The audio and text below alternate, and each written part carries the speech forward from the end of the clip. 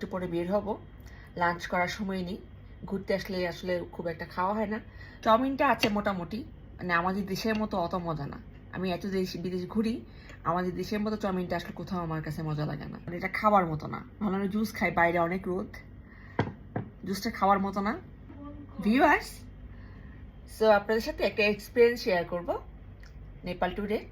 যেহেতু আমি বলেছি আমার এই ট্যুরে ভালো মন্দ সব কিছু আপনাদের সাথে শেয়ার করব, সুন্দর সুন্দর জায়গাগুলো শেয়ার করব। তা এখন শেয়ার করব খাবার নিয়ে।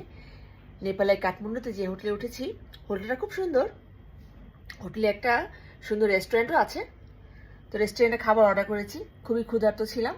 ফ্লাইট থেকে নেমে সরাসরি হোটেলে এসেছি, খুব ক্ষুধার্ত ছিলাম, সো অর্ডার দিয়েছি। রুমে খাবার দিয়ে গেছে, সামান্য অর্ডার দিয়েছি কারণ একটু পরে বের হব, লাঞ্চ করার সময় নেই, ঘুরতে আসলে আসলে খুব একটা খাওয়া হয় না।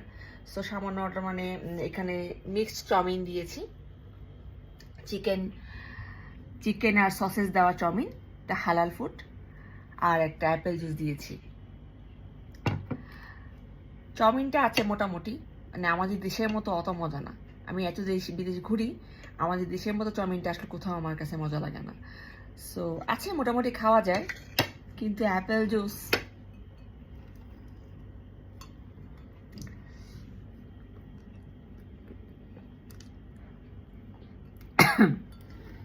মানে জুসে তো সুগার দেয়নি, কিন্তু অ্যাপেলের যে একটা সুইট ফ্লেভার আছে, ফ্লেভারটাও নেই। মানে কেমন, মানে খুবই বাজে লাগছে। মানে এটা খাওয়ার মতো না। ভালো আমি জুস খাই, বাইরে অনেক রোদ, জুসটা খাওয়ার মতো না।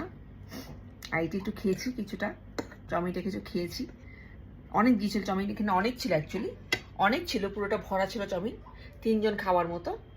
সো আমরা খেয়েছি, আমি আর খেতে পারছি না, কিন্তু জুসটা খেতে পারছি না। জুসটা স্বাদ মানে খুবই বাজে, মানে খুবই, মানে জুসটা খুবই ওটস টাইপের।